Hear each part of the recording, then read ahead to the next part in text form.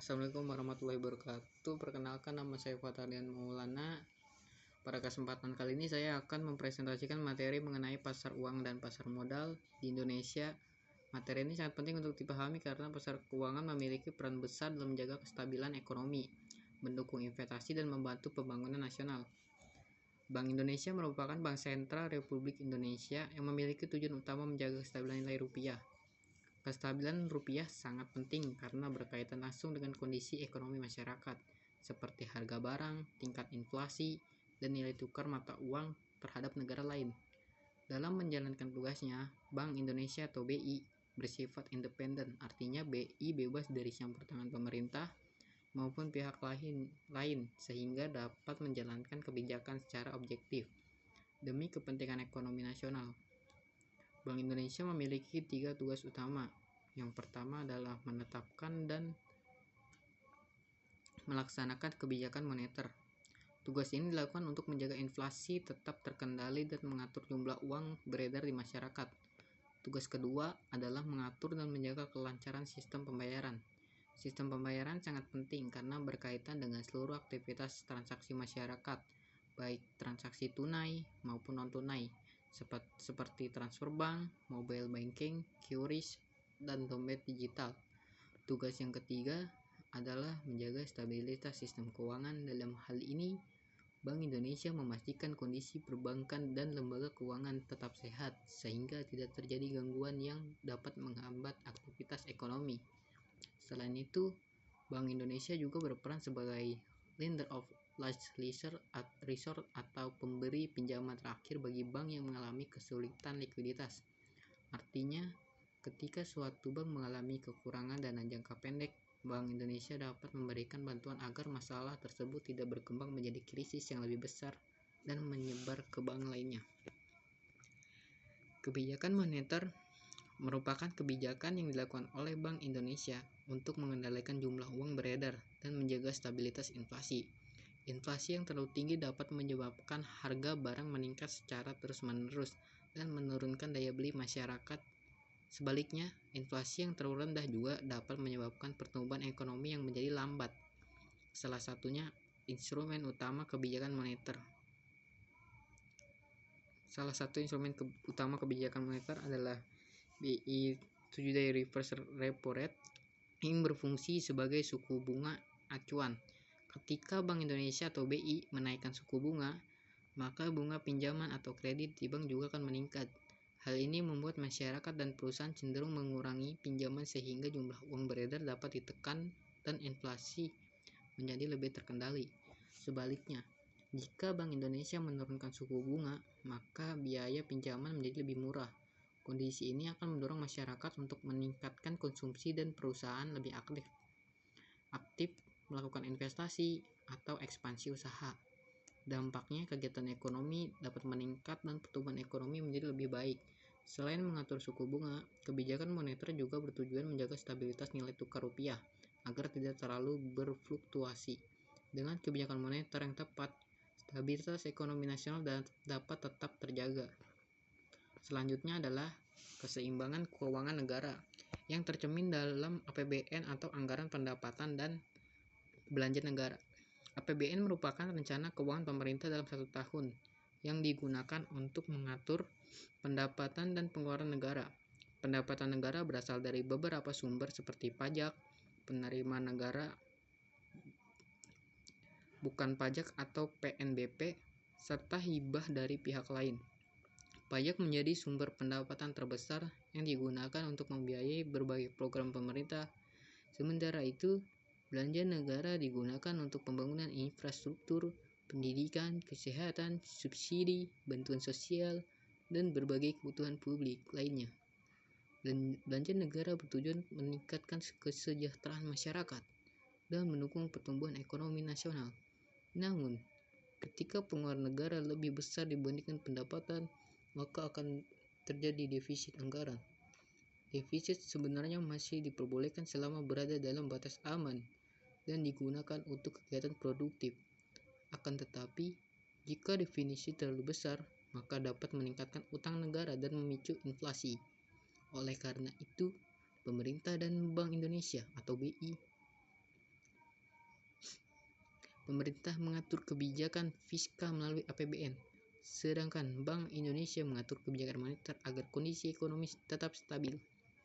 Selanjutnya di sini ada evolusi kebijakan moneter dan infrastruktur pasar keuangan. Setelah terjadinya krisis keuangan global tahun 2008, Bank Indonesia mulai memperluas fokus kebijakannya.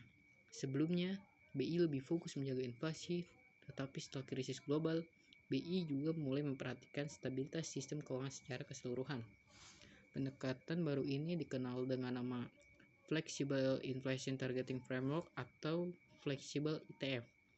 Dalam sistem ini, Bank Indonesia tidak hanya menggunakan kebijakan suku bunga, tetapi juga mengombinasikan berbagai kebijakan lain seperti kebijakan nilai tukar, kebijakan makroprudensial, dan pengaturan sistem pembayaran. Tujuannya agar sistem keuangan Indonesia lebih kuat menghadapi tekanan ekonomi global. Selain kebijakan, infrastruktur pasar keuangan juga memiliki peran yang sangat penting. Infrastruktur ini digunakan agar transaksi keuangan dapat berjalan aman, cepat, dan efisien. Contohnya adalah BI RTGS atau Real Time Gross Settlement yang digunakan untuk transfer dana antar bank secara real time. Dengan sistem ini, transaksi dalam jumlah besar dapat diproses dengan cepat dan aman. Selain itu, ada BI SS atau Scripple Security Settlement System yang digunakan untuk penyelesaian transaksi surat berharga negara atau secara elektronik. Risiko gagal bayar dan menjaga kelancaran aktivitas pasar keuangan Indonesia. Selanjutnya, saya akan membahas mengenai pasar modal. Pasar modal merupakan tempat bertemunya pihak yang membutuhkan dana jangka panjang, seperti perusahaan dan pemerintah, dengan pihak yang memiliki dana atau investor. Instrumen yang diperdagangkan di pasar modal antara lain adalah saham, obligasi, reksadana, dan Exchange Traded Fund atau ETF. Saham menunjukkan bukti kepemilikan terhadap suatu perusahaan, sedangkan obligasi merupakan surat utang yang diterbitkan pemerintah atau perusahaan. Melalui pasar modal, perusahaan dapat memperoleh dana untuk melakukan ekspansi usaha, membangun fasilitas baru, atau mengembangkan bisnisnya. Sementara itu, masyarakat dapat melakukan investasi untuk memperoleh keuntungan berupa dividen dan capital gain. Dividen adalah pembagian keuntungan perusahaan kepada pemilik saham, sedangkan capital gain merupakan keuntungan yang diperoleh dari kenaikan harga saham. Selain menjadi tempat investasi, pasar modal juga meningkatkan transparansi dan tata kelola perusahaan. Perusahaan yang terdaftar di bursa wajib menyampaikan laporan keuangan dan informasi perusahaan secara berkala agar investor dapat mengetahui kondisi perusahaan dengan jelas. Selanjutnya, di sini ada pasar uang. Pasar uang itu merupakan tempat berlangsungnya transaksi dana jangka pendek dan dengan jangka waktu kurang dari 1 tahun. Tujuan utama pasar uang adalah menjaga likuiditas atau kelancaran arus kas dalam sistem keuangan. Instrumen yang diperdagangkan di pasar uang antara lain itu adalah treasury bills atau surat utang jangka pendek pemerintah, sertifikat Bank Indonesia atau SBI, call money antar bank, dan sertifikat deposito. Treasury bills biasanya digunakan pemerintah untuk memenuhi kebutuhan dan jangka pendek. Sertifikat Bank Indonesia digunakan BI untuk mengendalikan jumlah uang beredar di masyarakat, sedangkan call money merupakan pinjaman jangka pendek antar bank untuk memenuhi kebutuhan dana harian. Risiko instrumen pasar uang relatif lebih rendah dibandingkan pasar modal karena sebagian besar diterbitkan oleh pemerintah atau bank sentral yang memiliki tingkat kepercayaan tinggi. Oleh sebab itu, pasar uang sangat penting dalam menjaga stabilitas likuiditas dan mendukung aktivitas operasional lembaga keuangan. Selanjutnya itu adalah perbedaan pasar uang dan pasar modal serta stabilitas sistem keuangan. Perbedaan utama antara pasar uang dan pasar modal itu terletak pada jangka waktu dan tingkat risikonya. Pasar uang itu digunakan untuk kebutuhan dana jangka pendek dengan risiko yang relatif rendah dan tingkat likuiditas yang tinggi. Dan sedangkan pasar uang itu lebih fokus menjaga kelancaran arus kas dalam kegiatan ekonomi sehari-hari. Sedangkan pasar modal digunakan untuk investasi jangka panjang dengan potensi keuntungan yang lebih besar, namun juga memiliki resiko yang lebih tinggi karena harga saham dan obligasi dapat berubah sesuai kondisi pasar. Walaupun berbeda, pasar uang dan pasar modal saling melengkapi dalam sistem keuangan nasional. Keduanya membantu mendukung pertumbuhan ekonomi dan menjaga kestabilan sektor keuangan. Untuk menjaga stabilitas sistem keuangan, terdapat kerjasama antara 4 lembaga utama dalam jaring pengaman sistem keuangan atau JPSK, yaitu BI, Otoritas Jasa Keuangan atau OJK, Lembaga Penjamin Simpanan atau LPS, dan Kementerian Keuangan. Bank Indonesia bertugas menjaga stabilitas moneter, OJK mengawasi sektor jasa keuangan, LPS menjamin simpanan nasabah di bank, sedangkan Kementerian Keuangan mengatur kebijakan fiskal negara. Kerjasama ini sangat penting agar sistem keuangan tetap aman dan masyarakat tetap percaya terhadap perbankan dan pasar keuangan. Dari seluruh pembahasan dapat disimpulkan bahwa pasar uang dan pasar modal memiliki peran sangat penting dalam perekonomian Indonesia. Pasar uang berfungsi menjaga kestabilan likuiditas jangka pendek, sedangkan pasar modal itu membantu pembiayaan investasi dan pertumbuhan ekonomi jangka panjang.